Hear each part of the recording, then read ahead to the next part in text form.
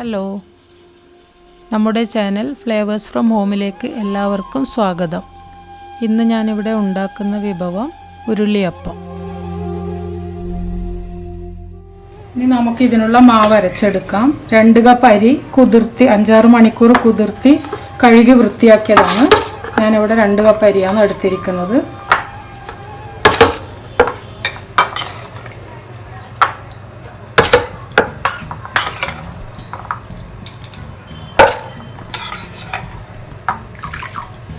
അതിൻ്റെ അകത്ത് 2 സ്പൂൺ പുഴുങ്ങലരിയുടെ ചോറ്, 2 വലിയ സ്പൂൺ,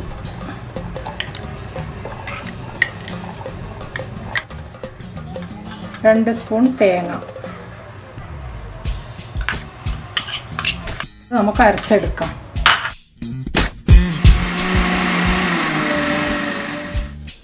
ഈ റെസിപ്പിയുടെ ചേരുവകളും ഉണ്ടാക്കുന്ന വിധവും താഴെ ഡിസ്ക്രിപ്ഷൻ ബോക്സിൽ കൊടുത്തിട്ടുണ്ട്. എല്ലാവരും ട്രൈ ചെയ്യുക.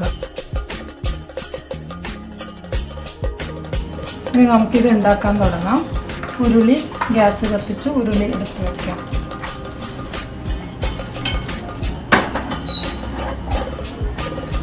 ഉരുളി ഇല്ലാത്തവർക്ക് കട്ടിയുള്ള ചീനച്ചട്ടിയിലും ഇത് ഉണ്ടാക്കാൻ സാധിക്കും. അരച്ചു വെച്ച മാവിൽ നമുക്ക് ഉപ്പ് ചേർക്കാം.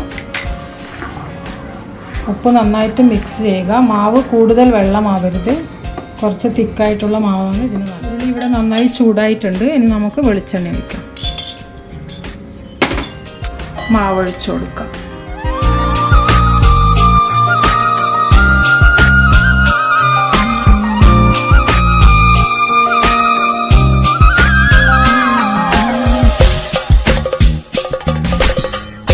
അപ്പം നമുക്കിനി മറിച്ചിടാം.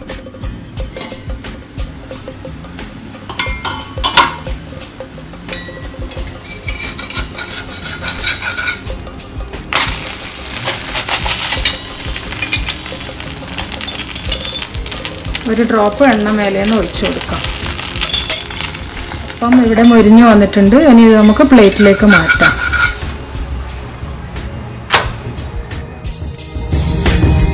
ഉള്ളിയപ്പത്തിൻ്റെ കൂടെ കഴിക്കാൻ ഇനി നമുക്ക് പെട്ടെന്ന് ഉണ്ടാക്കാൻ പറ്റുന്ന ഒരു ടൊമാറ്റോ ചട്നി ഉണ്ടാക്കിയെടുക്കാം. ഇതിന് വെറും 4 ഇൻഗ്രീഡിയൻസ് മാത്രമേ ആവശ്യമുള്ളൂ. ഉണ്ടാക്കാൻ തുടങ്ങാം. ഒരു ചെറിയ സ്പൂൺ എണ്ണ ഒഴിക്കുക. ഇതിലേക്ക് 3 പഴുത്ത തക്കാളി ചെറുതായി അരിഞ്ഞത് ചേർക്കുക. ഇത് പെട്ടെന്ന് ഉണ്ടാക്കാൻ പറ്റുന്നൊരു ചട്നിയാണ്. ദോശയുടെ കൂടെയും കഴിക്കാൻ നല്ലതാണ്. തക്കാളി ഇളക്കി കൊടുക്കുക. നല്ലോണം സോഫ്റ്റ് ആവുന്നവരെ നന്നായിട്ട് ഇളക്കുക. തക്കാളി ഇവിടെ സോഫ്റ്റായി വരുന്നുണ്ട്. ഇനി നമുക്ക് ഇതിലേക്ക് മുളക് പൊടി ചേർക്കാം. 1 സ്പൂൺ മുളക് പൊടിയാണ് ഞാൻ ചേർത്തത്. ആവശ്യത്തിന് ഉപ്പും ചേർക്കാം.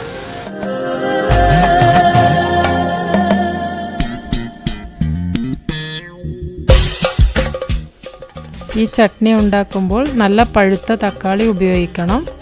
അപ്പോൾ പെട്ടെന്ന് തന്നെ അത് സോഫ്റ്റായി വരും. പിന്നെ കുറച്ച് വെളിച്ചെണ്ണ ഒഴിച്ചു കൊടുക്കാം. നന്നായിട്ട് മിക്സ് ചെയ്യുക. കറി ഇവിടെ തയ്യാർ. ഉരുളിയപ്പവും ചട്നിയും ഇവിടെ റെഡിയായിട്ടുണ്ട്. ഉരുളിയപ്പം ചട്നി ഇല്ലാതെ വെറുതെ കഴിക്കാനും നല്ലതാണ് ചായയുടെ കൂടെ. ഇതുപോലെയുള്ള നല്ല റെസിപ്പികൾ കാണാൻ നമ്മുടെ channel flavours from home like, share and subscribe ചെയ്യുക. Thank U.